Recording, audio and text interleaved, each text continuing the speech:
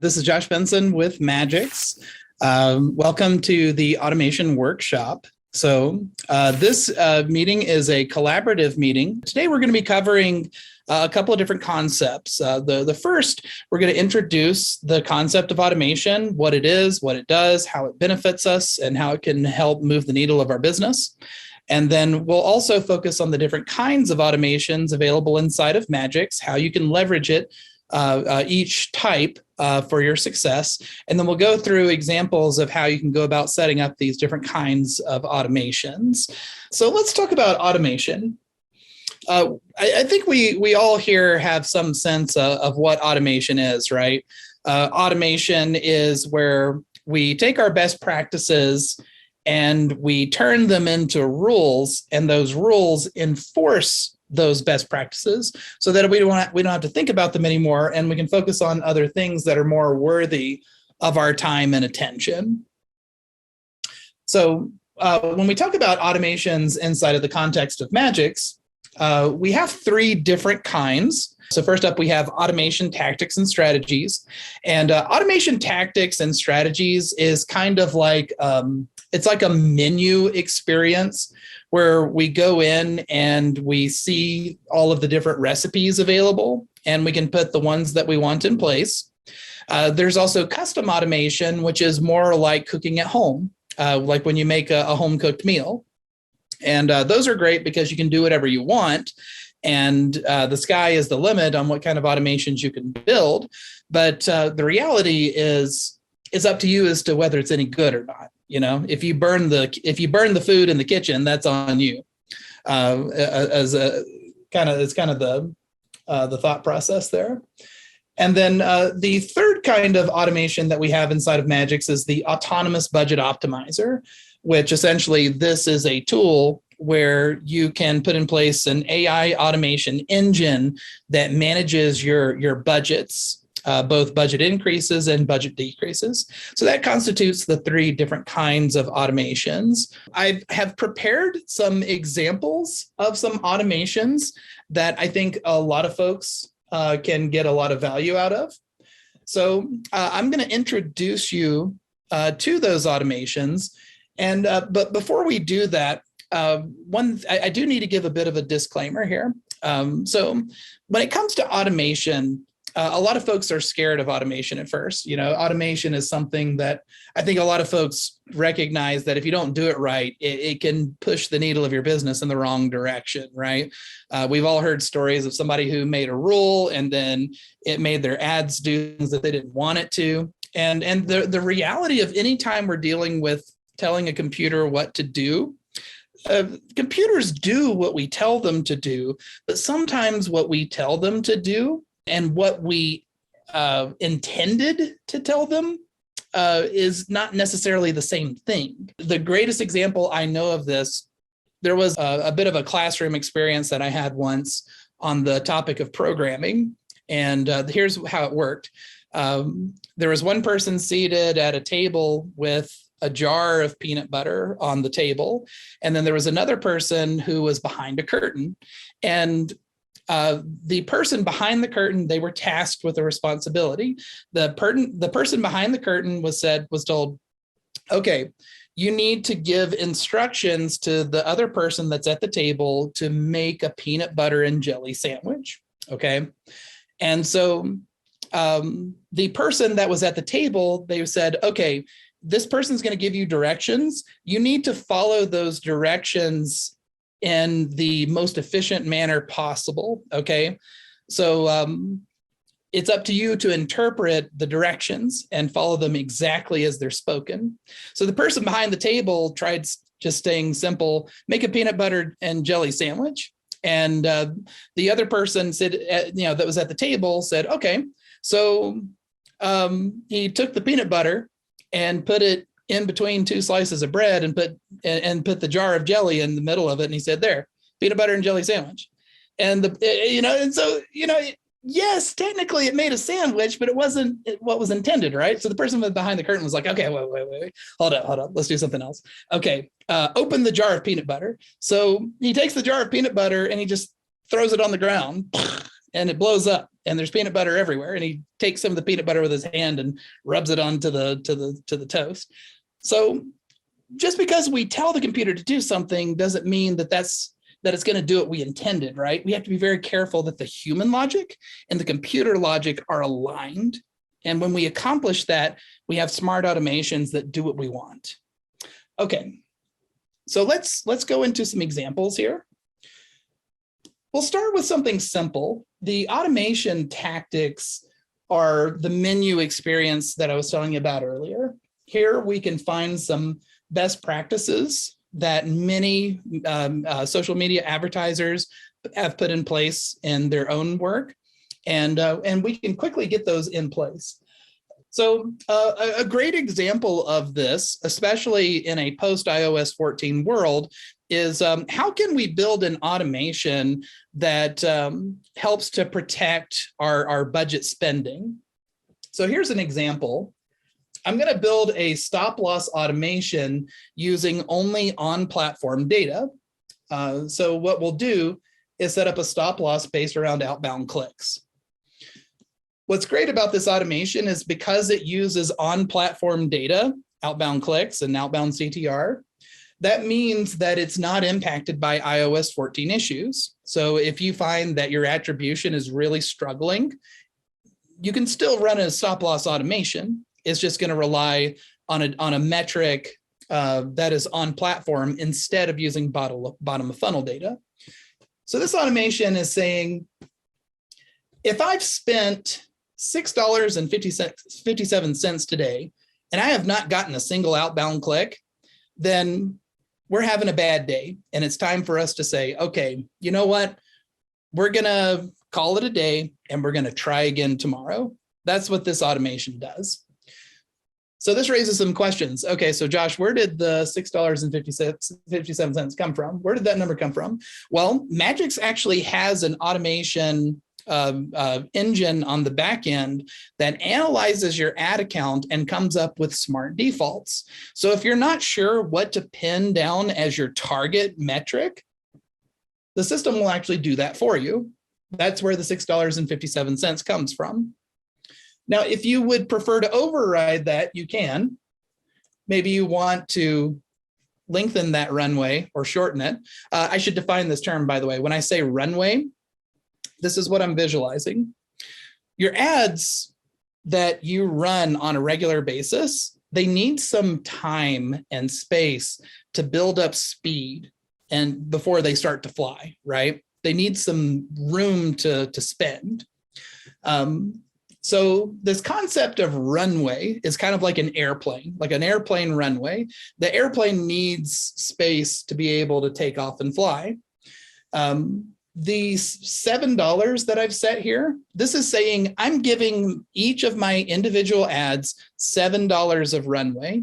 And if they don't fly by the time they hit $7, then we're going to ground the plane because it's just not going to take off today. This automation has a built-in revive.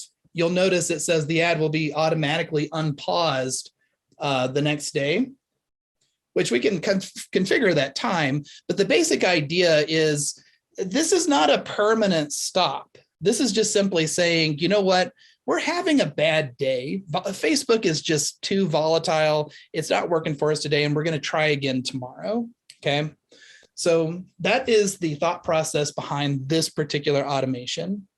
It's one that I've seen many folks use to put in place for a very simple and easy stop loss to improve their ad efficiency. Any thoughts or questions here before we move on? Josh, I have one question. Mm-hmm. Go ahead. Okay, for example, let's say we are running a CBO campaign. In CBO campaign, there are multiple, let's say 4 different ad sets. Okay, with a 4 different target audience. And within this 4 different audience, let's say each one has 3 different ads. So there are 12 different ads in one campaign. Mm-hmm. Right. So in this case, out of all the ads, let's say if one ad is working, then it will stop only the ad which is not meeting this criteria. Other ads will continue, right? Correct. This is an automation functioning at the individual ad level. Got it. Thank you. Certainly. Good question. So we've talked about the concept of stopping loss for the day. We'll now step into the next concept is, well, what if I want to do something a little bit more permanent? What if I want to actually just permanently pause an ad? Sorry, Josh. Sorry to interrupt you. I was muted and I was speaking alone. Just one simple question. Okay. Do you recommend applying automation tactics once the campaign starts, or should we wait a few days to apply automations? Because sometimes I find myself like I apply automations and the campaign is just starting and it doesn't go on, right? It's like you limit the campaign starting. So that was the question. What would you recommend? Yeah, that's a great question. I'm glad that you brought this up. So there is that concept of runway that we were talking about earlier. Not only do the individual ads need a runway, but the ad sets and the campaign also need a sufficient runway as well. You're absolutely right about that. So we need to give time and space for those for our ads to perform. Now, there's different ways of how we can create that runway for the ads. So for example, one approach that you can take is to have a dedicated testing phase. And in that dedicated testing phase, your purpose is not to scale the ads. Your purpose is to identify which of your ads in the campaign are showing indication of being good performers. So I actually have an automation that I've built that we can visualize here in our webinar. So I'll take you to that automation and we'll talk about that one next here. So this automation does three things for us. The first is that it makes sure that the ads in our test campaign stay on for the length of the test. What I've done is I've set the length of the test to be 3,000 impressions. So this is saying that as long as the ads in my test campaign have a lifetime number of impressions of below 3,000, then make sure that those ads stay on. The second automation in this rule says, once we hit our target number of impressions, we're going to pause the ad. And what this is saying is we want to fill up the test tube for our scientific test here. And when the test tube is full, we don't need to run the ad any longer. The test for that particular ad is done. The outcome of this is that when the test is done, all of the ads in the test campaign are going to have 3,000 impressions each. And what that does for us is that we can now scientifically compare the ads side by side, apples to apples, and we can say, okay, out of all the ads that I ran, these ones had the best outbound CTR. These ones had the most purchases. These ones had the most add to carts. We can actually see side by side which ones are actually performing and which ones are not. This overcomes the challenge that Facebook causes, especially in CBO campaigns, where Facebook will spend a lot on some ads and it won't spend very much or even anything on some of the other ads. This automation overcomes that difficulty caused by the Facebook's algorithm. The third automation inside of this rule is going to mark the winners of the creative test. So I've set it to add a hashtag winner. Now you can make this be whatever you want it to be, but the idea is that we make sure that the test tube is full, and then we put our victory conditions beneath inside of the purple OR. So if any of these are true, then we're going to mark the ad as a winner of the test. Now, you may be wondering to yourselves, okay, so there's some very different metrics here, right? There's CTR, there's cost per click, there's all purchases. Why are we using all these different ones as victory conditions? And the reason why is because what we're actually measuring is for this automation, what we're measuring is, do the ads create a sufficient amount of emotional compulsion to click or to tap? That's what we're measuring with this particular test. if they succeed at doing that, then we know the creative is resonating with the audience. So then once we have finished this test, we can take the winners and we can either start scaling them, or we can just take those winners and then take a copy of their ad IDs and then move them to a scaling campaign. So there's a couple of different ways of how you can finish things up. But what this does is it injects a runway into your ad strategy, where I'm not just throwing a bowl of spaghetti at the wall and seeing which noodles stick and then running with those. I'm actually being scientific about this, identifying the winners, and then only putting the bulk of my campaign spend behind those winners. So I'll pause here. Any thoughts or questions before we move on? Oh, perfect. No, that's really good, and that's a good point. Also, I think it also shows you up. Like, I know the platform can give you the average CPC you had or the average CTR you had, but sometimes when you launch new campaigns, new creatives, sometimes it works and sometimes not. Like, right. It can give you an idea of what was a good CTR for that creatives, so you can then apply the definitive automation, right? Yes, that's correct. Cool. Okay, so then let's continue. We'll move on to a different automation. So we had talked a little bit earlier about stop loss and the concept of pausing for a bad day. You know, the reality is ads have good days and bad days, right? Just like people. And the reality is, you know, everything that happens on Facebook happens because of people. So if people have bad days, then Facebook has bad days too, right? You know, there's been all this stuff with the war in Ukraine and with the pandemic, and all those things, those good days and bad days have impacted performance of advertisers everywhere. So we put in place stop loss rules, like pausing for, you know, too much spend without any outbound clicks. We do that so that we can say, you know what, it's a bad day. Let's cut our losses and go home for the day. I have another automation that I'm going to show you. And I think you'll appreciate this one because it has that runway concept built into it. Okay.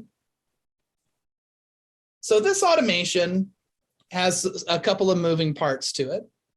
But the main idea of this automation is that we're going to pause the ads if we're not getting consistent performance. So we're not just looking at a bad day, we're looking at a trend. We're looking at a trend of things are not getting better. Performance is unacceptable. And it's been unacceptable for a span of time where we're going to say, you know what? It's time to bury this ad. Now, this is an automation. You can do it at the ad level, you can do it at the ad set level, and you can do it at the campaign level. So you can do it at all three levels, and you may want to do different metrics depending on which level you're focused on, as well as what time frame. But the basic idea is that I have a trend of poor performance. And so it justifies it's time to retire these ads and let's maybe make some new ones.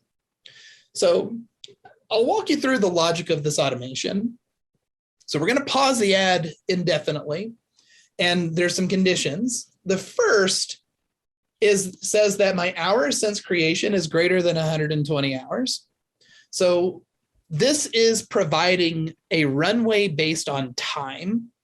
So if the ads have not had enough time since we first created them, this is going to make sure they have that time. This gives 5 days. Now, if you feel like 5 days, if you feel like 5 days is too long, you can always shorten this. Like if you wanted to do 2 days, you could do 2 days. If you wanted to do 3 days, you could do, you know, it's up to you as to how many hours you want for your runway. The concept here is if the runway is too long, we risk wasted ad spend. If the runway is too short, we're cutting short before they take off. So just something to keep in mind. Now, not only is there a time runway, but there is also a spend runway as well. So this is saying that the amount spent needs to be past a certain amount. Now, right now, I've got a little calculation here. This is taking advantage of one of our advanced features in custom automation, where we can do what we call dynamic values. What this is doing is it's taking 1.5 times my ad account's average cost per purchase over the last 7 days, and it's putting creating a value based on that calculation, which is $96.87. So I'm not saying that this is the number that you need to run with, but what I'm saying is, you probably want to give a certain amount of spend compared to your typical cost per conversion, and consider that in your targets for your runway. Most folks will typically look at somewhere around 1.5 to 3 times their average cost per conversion. But obviously every business is different. So these first 2 conditions establish our runway based on time and also spend.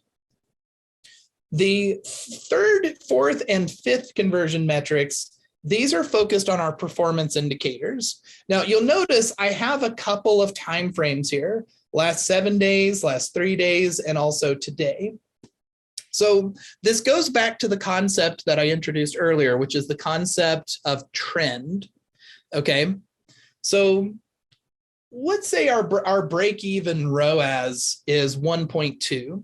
Okay, if I'm at 1.2, I'm breaking even. If it's below 1.2, then I'm losing money.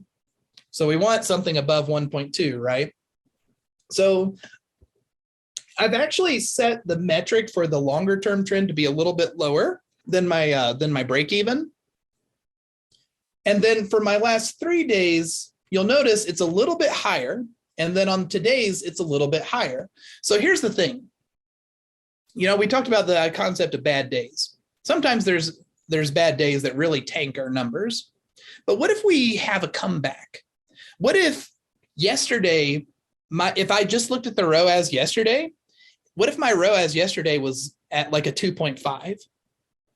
But because 6 days ago, I had a really bad day where my ROAS is 0, the last 7 days is still showing, oh man, your numbers are in the tank. But if I looked at yesterday alone, I'm at 2.5. Do I still want to pause that ad?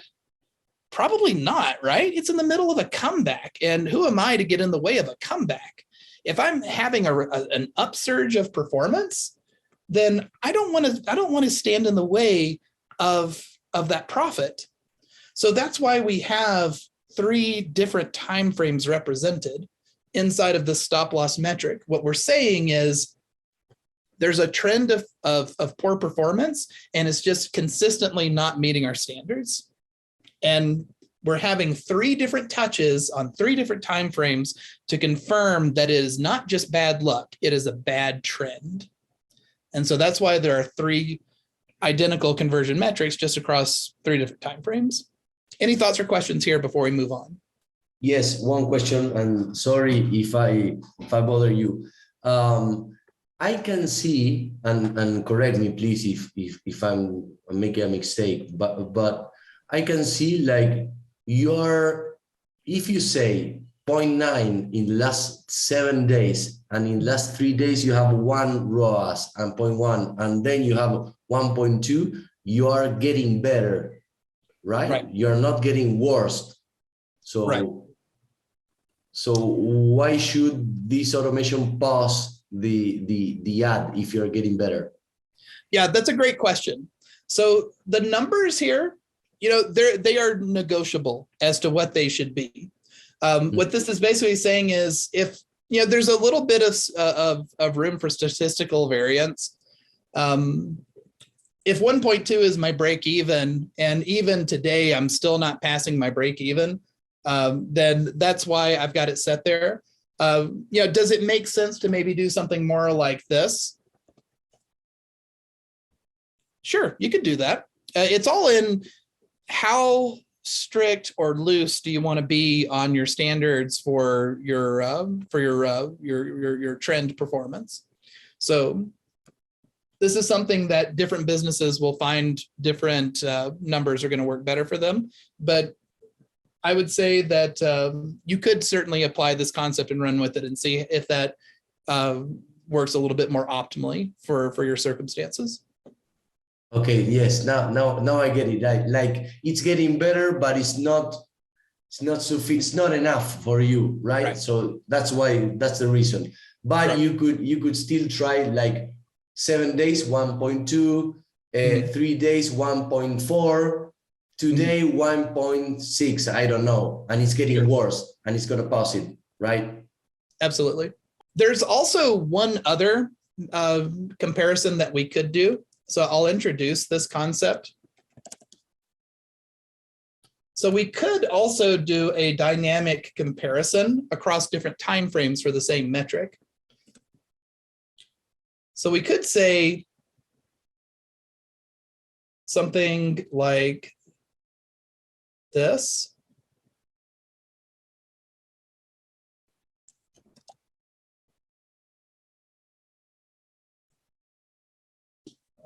Let's see, so we can actually do custom timeframes. Just like so.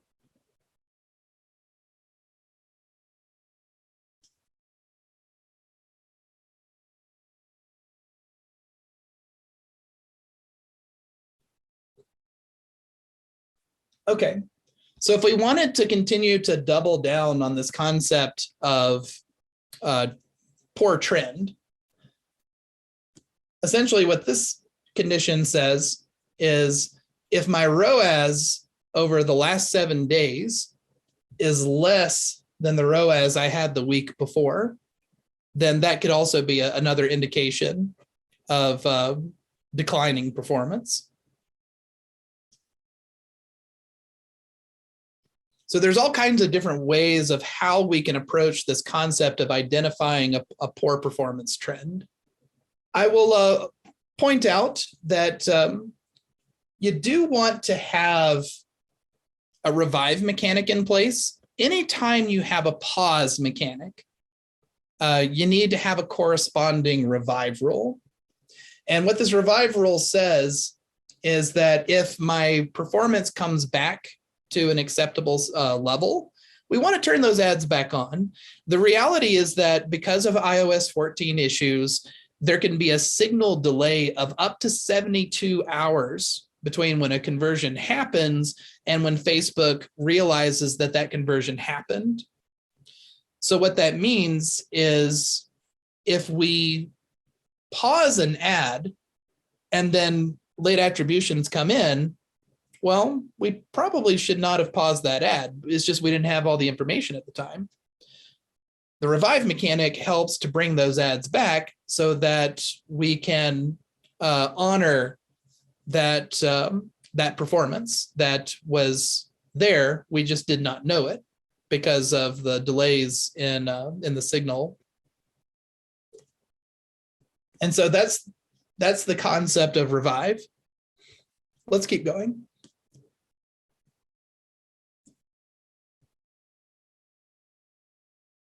Okay, so we've talked about stop loss.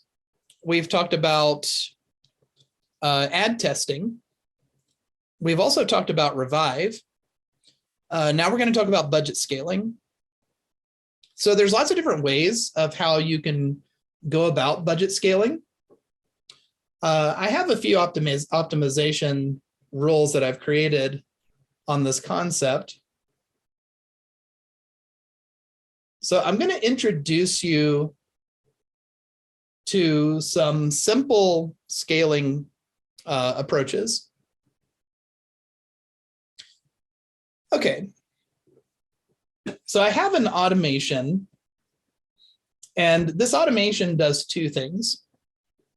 It increases budget if performance is good, and it takes away budget if performance is bad. Now I'm going to make some edits to this. we'll want to introduce our break-even ROAS for this automation.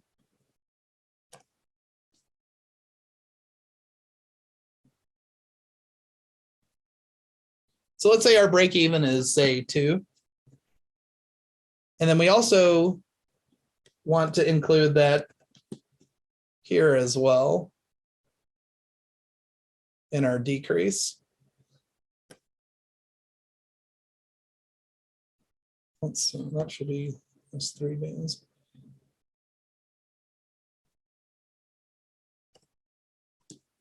And then anytime we have a decrease, just like with a pause rule, we always want to give that runway.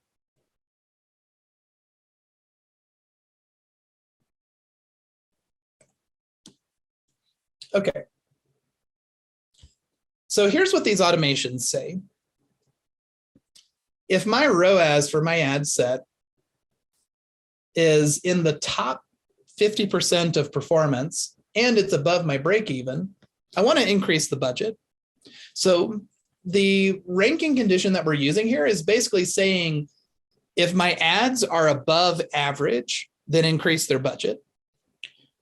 We have the opposite down here. If my ads are below average, then I don't want to spend money on a below average performer. Why would I waste my money on ads that are in the bottom of performance when I could be spending that money on the top? So the idea is for smart scaling, we cut from the bottom so that we can put it on the top.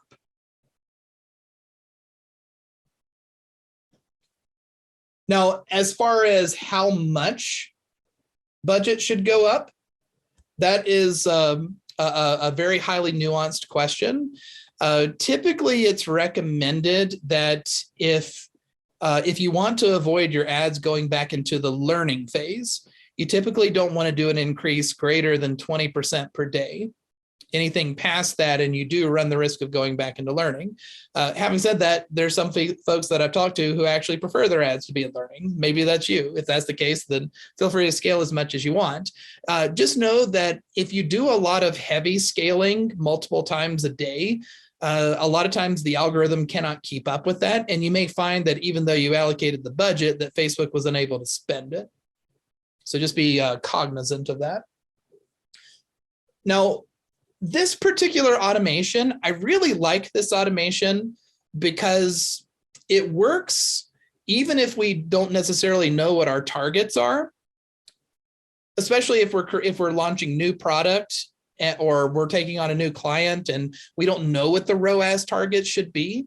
This automation is just a very simple concept. Hey, if my ads are above my break even and they're above average, then increase the budget. And I'm not going to reset it because I want that to keep growing. I want that momentum to build. And then likewise on my decrease, I don't reset the budget on that one either, because on that decrease, I'm saying, hey, if the budget is not, if it's not performing, I want to keep taking money away. So we take it from the bottom and we put it on the top. Any thoughts or questions here before we move on? Yes, one question here, rather two questions here. When you say automatically reset the budget, so what does it mean? That it will, let's say ROI is good, if it is increased by 10%, then it will again come back to zero, increase by 10%, or it will further increase by another 10%? Right. If I leave the reset off, then the budget permanently stays at the number of the increase. So today it's at $100. Tomorrow it's at $110. The next day it's at $121. And so it keeps growing and growing and growing. But if I have a reset in place, it goes from $100 to $110, but then tomorrow it's back at $100. So there's no opportunity for momentum. Okay. And actually, I lost you because of connectivity there. The very first point that when you say last 3 days, ROS is within 50. So what does it mean? So what this means, so this is what we call a ranking condition. And what this is saying is that it's looking at the performance and comparing it to the others within the same set. So this automation is looking at ABO. You could do the same thing for CBO. By the way, But the idea is it's looking at the ad sets that are inside of the same campaign. So let's say you have 10 ad sets in one campaign and they're all being managed as ABO. Then what this would do is it would say, in order for that ad set to get an increase, it's got to be in the top 5. If it's not in the top 5, it's not eligible for a budget increase. Okay, got it. And same thing with the decrease. The decrease says if you're not in the bottom 5, then you're not eligible for a decrease. Got it. Okay, cool. Any other thoughts or questions before we move on? Okay, so we've talked about samples of budget management using simple scaling rules. I'll now introduce you to optimization. I've built a sample of this. So what this automation does is it looks at all of the individual ads inside of an ad set, and it keeps the best 3 ads on and pauses all the rest. So the concept is maybe I have 10 ads in my ad set, but realistically, I only want my best performers on. The rest, I'm just going to simply pause. So the creatives that are not resonating as much, the ones that are less likely to get conversions, I pause them. Now, as far as how many we want on, that's a negotiable number. You know, maybe we want to do the top 5. You know, we could easily configure the automation to account for that. But the idea is that this automation will optimize every ad set in my account to only keep the best performers on. So we avoid wasted ad spend and we increase our chances for revenue growth. Again, this is leveraging those ranking conditions. So it's saying, hey, my ROAS over the last 7 days is not within my top 5 or top 3, whatever number you're going by. And then we also have that, that runway. The runway concept is here again. We've got to have a certain amount of spend. We probably want to also do the one for time.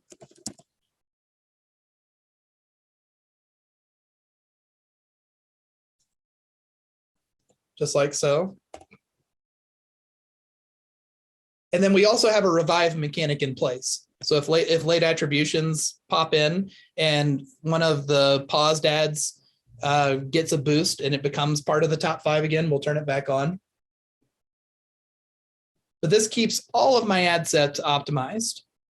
And for that matter, if you wanted to do this automation at the ad set level, you could do that as well. So have every campaign only keep on the best 5 ad sets, for example.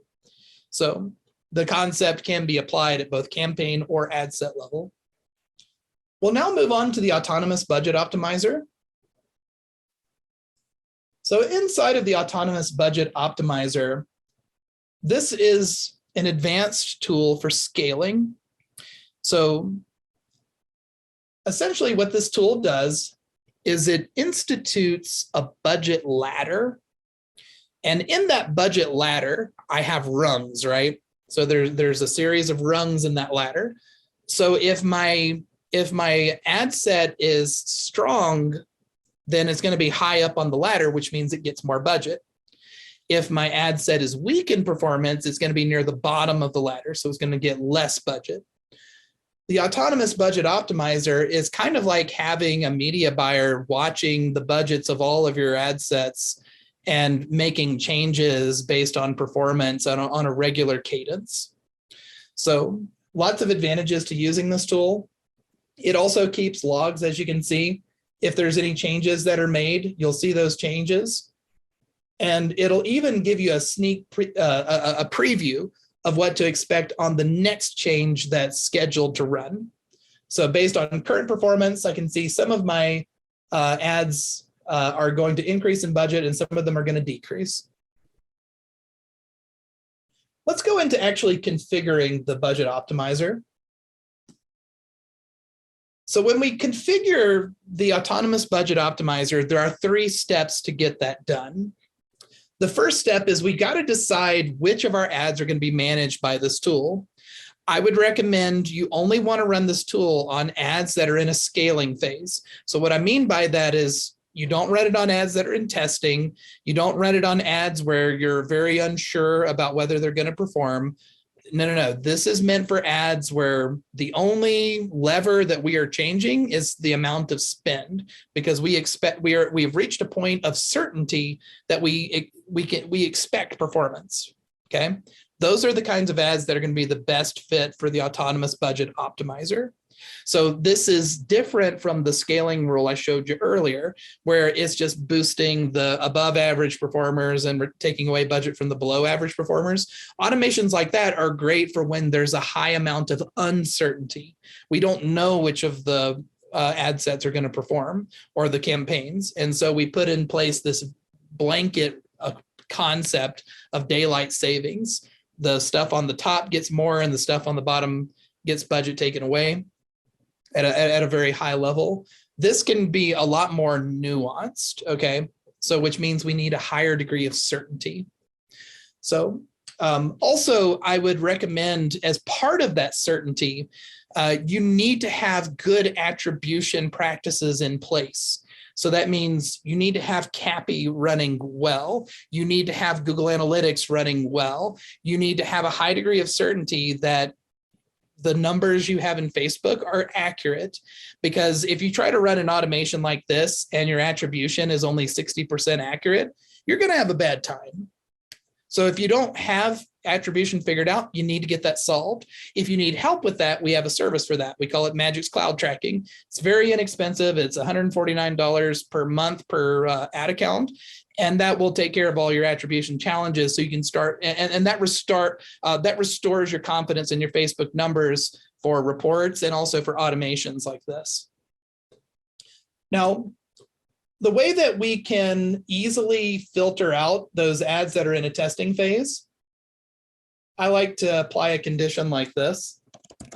So you can leverage your naming convention to make sure that our ads in a testing phase do not get impacted by the optimizer. And if we need to make additional filters for that, we can. So very straightforward. The second phase of setting up the optimizer is that we can actually cultivate different ladders for different parts of our sales funnel. So one of the things we try to do here at Magix is give you a healthy perspective on your sales funnel. And that includes creating automation that's going to manage ads as appropriate to the sales funnel layer that they're in. So here you see it represented: prospecting, re-engagement, retargeting, retention. So that represents my customer journey from cold to sold, right? So inside of my budget ladder, we can configure the numbers. This is my budget ladder right here, budget according to performance. When I go in and configure this, this might feel a little overwhelming at first. It's like, holy cow, there's a lot of rungs on this ladder. If you need to simplify it, that's okay. You know, we can quickly chisel those out. Now, the system has some smart defaults that are assigned, and those smart defaults are based on the performance in your ad account. So if you're not sure what numbers to use, you can just literally turn this on and just let it go. And more often than not, it's going to do pretty well. But if you feel the need to go in and actively configure things, maybe you want to simplify the ladder like I've done here to where there's only 4 or 5 rungs on it, that's okay. You can do that. But you want to keep in mind the steps on the ladder, because if we take a lot of the rungs out, that means the steps between rungs are going to be a lot bigger by default. Maybe we don't want that to happen. Maybe we want to carve this out. So here, the bottom of my rung on my ladder, my bottom rung is going to get a budget of, say, $100. And then maybe everything that's past 1.32 to 1.8, maybe we give the budget 120. And then we just go down the line with all of our different metrics. If you want to configure it, you can. You know, at the end of the day, this is your ads, this is your budget to work with, and you want to run with the numbers that you're going to be comfortable with.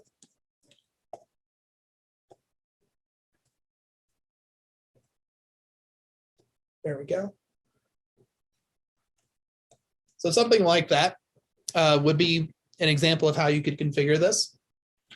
But ultimately, at the end of the day, we put in place a budget ladder. It manages our ad budget, so we don't have to think about it anymore, and we can focus on other things more worthy of our attention. Now, I'm going to recommend, if you've never used the optimizer tool before, you should probably start with about once every 3 days. And that's so you can get comfortable with how it works, make sure that it's doing what you want it to, what you intend for it to do. And if it's just stripping away budget and not scaling anything, you can say, okay, you know what, let's turn it off and make sure that we have this configured correctly. And by the way, you know, here at Magics, we support you. So if you have struggles with your automations, by all means, reach out on our live chat. But yeah, start with once every 3 days. And then once you start seeing expected results, you can start shortening that time frame. Now, the third part of the optimizer tool is that we're also determining where we are spending, okay? So step 2 was deciding how much we're spending. Phase 3 is saying where we are spending. So we can actually configure the metrics that we want to focus on with our targeting. And based on those configurations, as well as time frame prioritization, we can actually have the automation adjust the targeting of the ads to prioritize different things like placements in different places or demographic data. So the system will actually adjust the ads to focus the spend in the most profitable potential areas. Any thoughts or questions here before we move on? Okay. Yeah, I can see that it's all made for e-com, but I suppose you can personalize that metrics you're mentioning right now. Yes. To, for example, to, I don't know, lead campaigns, right? Right. You can use any metric that you want from Facebook. So if you're doing lead generation campaigns, if you're doing mobile app installs, all of that is compatible here. Now, you can also add data sources. So if you'd prefer to use off-platform data, we also support Google Analytics and Hyros. So if you'd rather use those, that's available. That's good. And that's true for all the automations we've talked about today. With one exception, Hyros does not do individual ad level data, so you can't use Hyros data at ad level, just so you're aware. But otherwise, yeah, you can use Google Analytics and Hyros as well. Okay, thank you. Mm-hmm. I'll give one last stop here for any questions, and then we'll call it. Josh, another question. Since I can see, like, if you want, like you mentioned, one of the surf automations to scale budget, you mentioned that you can avoid the resetting for the next day, right? To continue scaling. Yes. But as I can see, it's only possible in custom automations, right? Not like in default surf automations. Like Correct. Default surf, as far as I can see, it resets and you can do anything about that, right? That's correct. Okay, so you would you recommend like creating our customs automations so the reset doesn't happen? Mm-hmm. Or what's your experience with that? I know anyone can choose whatever they want to, but what would you recommend if you had to scale budget? Yeah, great question. So this goes back to the concept of volatility. If you're finding that your performance is going from very strong to very weak day by day, it might make better sense to reset the budget on a regular basis. But if you have built ads and audiences that show consistent performance, then I would recommend take advantage of that momentum and turn off the reset. Also, on the concept of surfing, I'm a little hesitant to recommend surfing. And the reason why is because traditional surfing looks at only today's metrics. And the problem with that is that iOS 14 has a signal delay of up to 72 hours. So it makes it very difficult to surf well. It doesn't impact the budget increase very much because, I mean, the reality is, okay, so some conversions didn't get captured, but if enough of them did and we're past our performance metric, then we still want to scale it, right? So the budget increase of surfing still makes sense in today's climate, but the budget decrease of, hey, I didn't get performance, so let's not, let's take money away. We don't want to do that decrease because we don't have enough trustworthy data yet because of that 72-hour gap.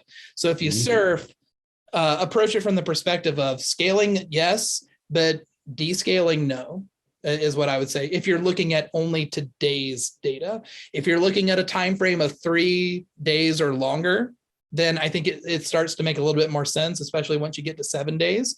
And that's what I showed in the sample automation earlier in this workshop. Yeah. Okay. Thank you. You're welcome. Okay, excellent. Well, thank you so much, everyone, for your time and attention and your engagement and interaction. It's been greatly appreciated. I've loved getting to meet you. I'd love to learn about how these automations impact your business. So please feel free to pass along your feedback either to me directly or to our live chat team. Thanks so much for your participation. Hope you have a great week.